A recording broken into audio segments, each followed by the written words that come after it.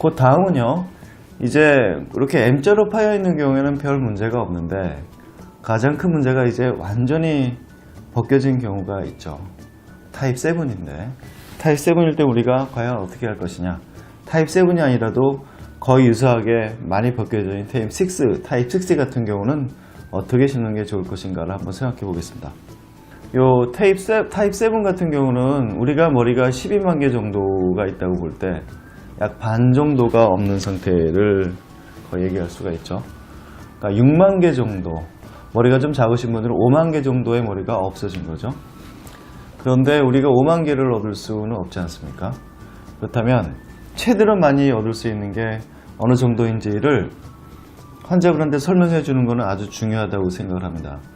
이 초이스의 문제는 환자의 초이스의 문제인데, 요거를 예를 든다면 지금 한 번에 다 할 것인지 아니면 1년 뒤에 한 번 더 할 것인지. 우리가 모발이식을 2차로 하는 거를 1년 정도 텀을 보통 두는데, 그거는 이제 앞에 심은 머리의 결과가 한 1년 걸리잖아요. 그래서 1년 지난 뒤에 한 번 다시 심는 거.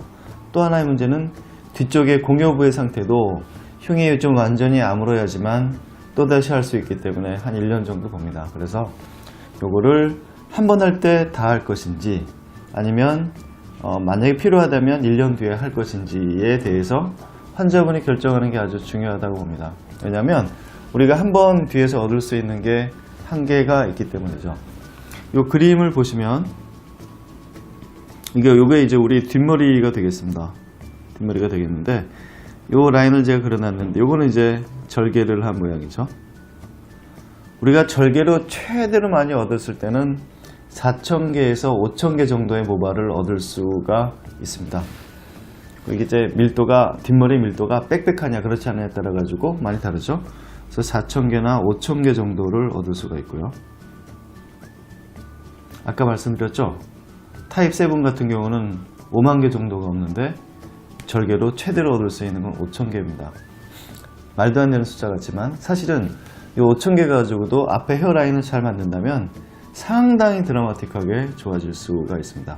왜냐하면 뒷머리는 앞머리에 비해서 굵고 그 다음에 길게 자랐을 때 면적을 커버하는 능력이 꽤 있기 때문에 5,000개도 상당히 많이 좋아질 수가 있는데 5,000개 가지고 뒤까지 다 커버할 수는 없겠죠.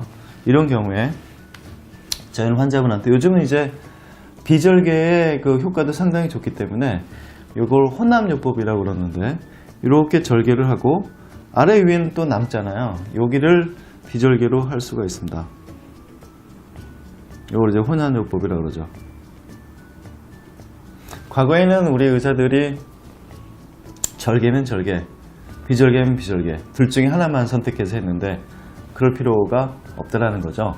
그래서 만약에 정말 많이 필요한 상황이라면 최대한 많이 할 수 있는 게 절개도 한계가 있고 비절개도 한계가 있기 때문에 이런 경우에는 두 개를 같이 하자.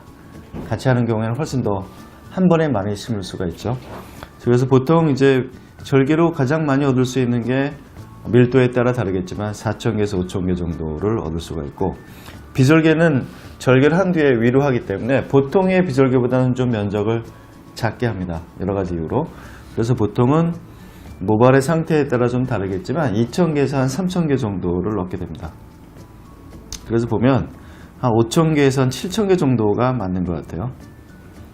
아주 운이 좋다면 8,000개도 나올 수 있겠지만 그건 좀 희박하고, 5,000개에서 7,000개 정도를 혼합요법으로 얻을 수 있습니다. 만약에 5,000개를 얻었다면 혼합요법으로 절개로 했을 때는 한 3,500에서 4,000밖에 안 나오는 경우일 거예요.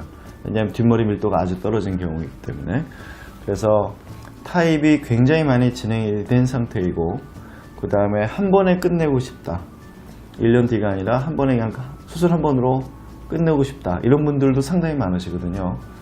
그리고 요즘 이 혼합요법의 추세도 상당히 많아지는 추세라서 그런 경우에는 이걸 권해드립니다. 절개법과 비절개법을 하는데, 이런 경우에는 5,000에서 한 7,000모를 심을 수 있고, 이런 경우에는 다시 그림을 좀 보겠습니다. 요게 이제 머리가 되겠는데, 이런 경우에는 요게 타입 7이죠. 이 앞에 헤어라인을 잘 만들고요. 이 정도를 하이패킹으로 하죠. 하이패킹이라는 게 아까 말씀드렸지만 1cm 곱하기 1cm에 4, 50개 정도를 신게 됩니다. 그 뒤는